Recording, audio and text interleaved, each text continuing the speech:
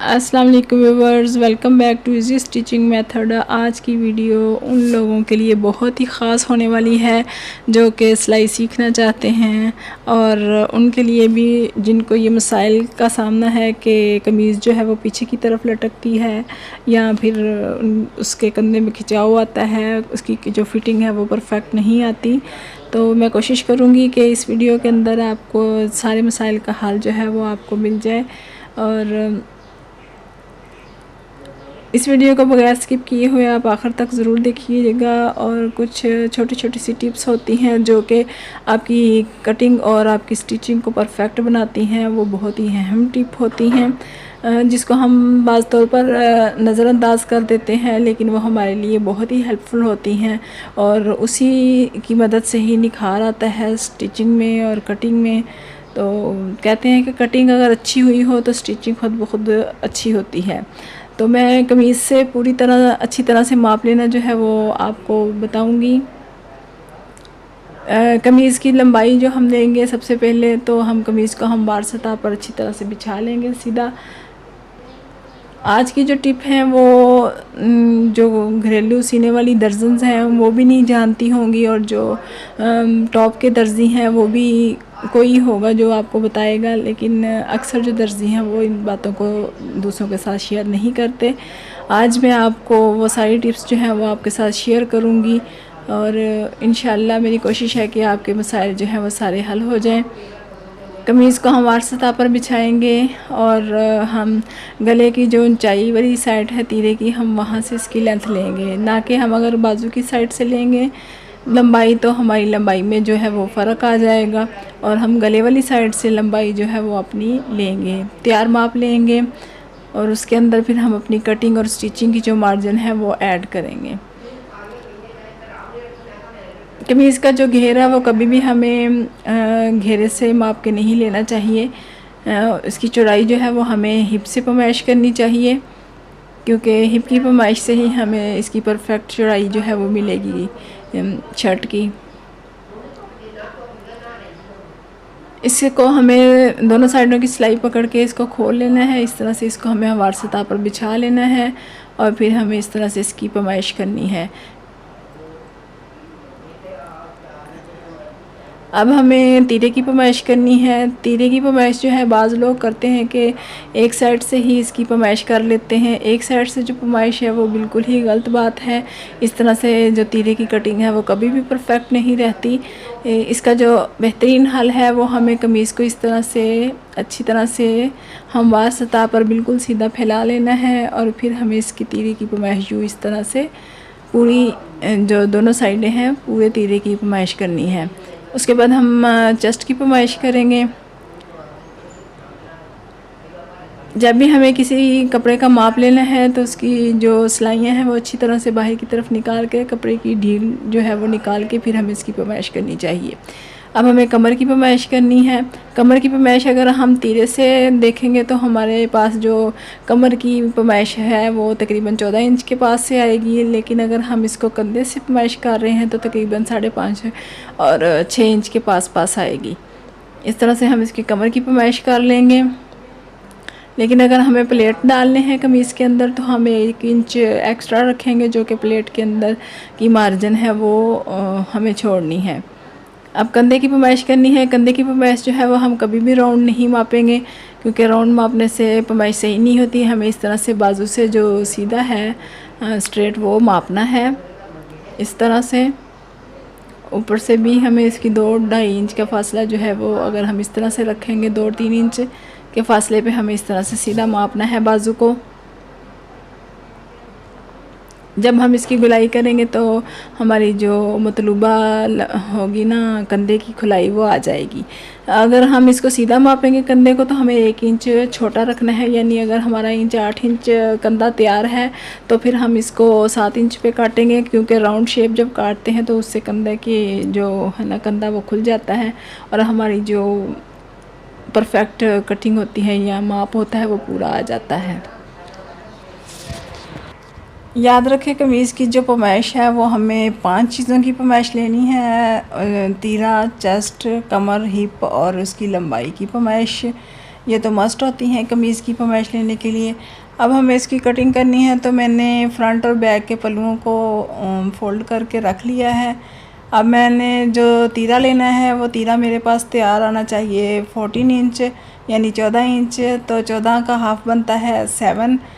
तो मैं 7 से हाफ़ इंच बढ़ा के इसका निशान लगाऊंगी, क्योंकि हाफ़ इंच दोनों तरफ सिलाई में आएगा। और ऊपर से नीचे की तरफ कम से कम मैं 1 इंच या 1.5 इंच नीचे की तरफ मैं इसका निशान लगा रही हूँ, जिसको हम तीरे की शेप की यूँ टेढ़ी कटिंग देंगे। और जब हमने ये तीरे की कटिंग देनी है तो हमें फ्रंट जो है वो बैक से हाफ़ इंच छोटा रखना है, ताकि जो हमारी सिलाई है तीरे की वो फ्रंट की तरफ आए। यूँ कंधे की पैमाइश हम जैसे स्ट्रेट मापा था इसी तरह हमें स्ट्रेट ही ले लेनी है। और फिर अब हम इसकी चेस्ट की पैमाइश करेंगे। देखें चेस्ट हमारे पास जो है वो 9 इंच 18 इंच है। 18 का जो हाफ़ है वो 9 इंच बनेगा, तो मैं 9 पे निशान लगा रही हूँ। अब इन निशान को आपस में यूँ मिला लेंगे। कंधा जो मेरे पास था वो तकरीबन 8 इंच तैयार था, तो मैंने इसको 7 इंच पे रखा है। यूँ अब हम इसके कोने से अंदर की तरफ 1.5 इंच पे निशान लगाएंगे, और फिर हम इसकी जो कंधे की राउंड गुलाई है उसको हम अच्छी तरह से इस तरह से मैच कर लेंगे एक दूसरे निशान के साथ। इसको यूँ इस तरह से। अब देखिए हमारा यहाँ पे कंधा भी पूरा हो रहा है और हमारी जो चेस्ट की फिटिंग है वो भी पूरी हो रही है। यूँ इधर से जो कटिंग है तीरे की वो हम बैक से हाफ़ इंच फ्रंट जो है वो कम रखेंगे, और बैक जो है वो हाफ़ इंच बड़ी रखेंगे फ्रंट से। इस तरह से हमारी जो तीरे की सिलाई होगी वो पीछे की तरफ नहीं होगी और फ्रंट की तरफ आएगी।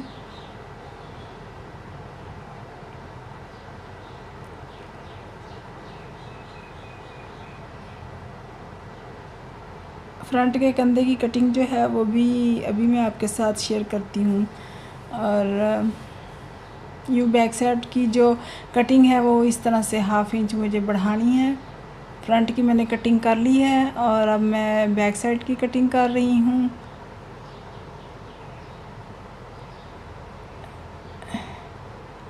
इस तरह से हाफ़ इंच मैंने इसको बढ़ा रखा है।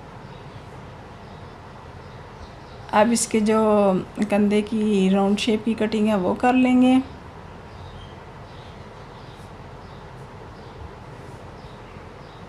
यूँ इस तरह से हम इसकी जो राउंड शेप है वो कटिंग करेंगे।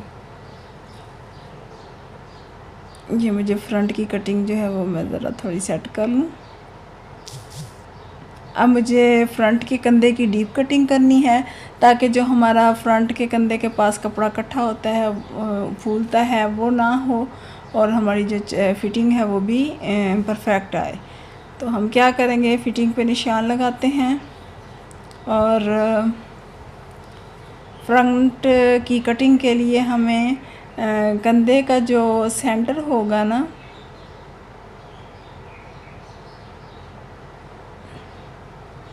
अच्छा कंधे का सेंटर हम कैसे लेंगे कि जो हमने कंधे की पैमाइश की थी ना उसका हाफ़ लेंगे। जैसे कि हमारे पास अगर 8 इंच तैयार कंधा है तो इसका हाफ़ 4 इंच बनता है।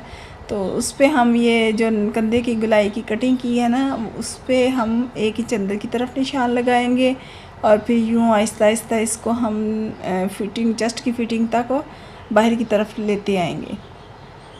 जब स्टार्ट लेंगे यहाँ से हम यूँ स्टार्ट लेंगे तो फिर आहिस्ता आहिस्ता अंदर की तरफ हाफ़ इंच से बढ़ाते बढ़ाते ये 1 इंच से कटिंग करते करते फिर हम ऊपर की तरफ बाहर की तरफ कटिंग को निकाल देंगे। यूँ इस तरह से मैं आपको इसका जो निशान है वो लगा के बताती हूँ। यूँ ये फ्रंट की कटिंग होगी हमारी।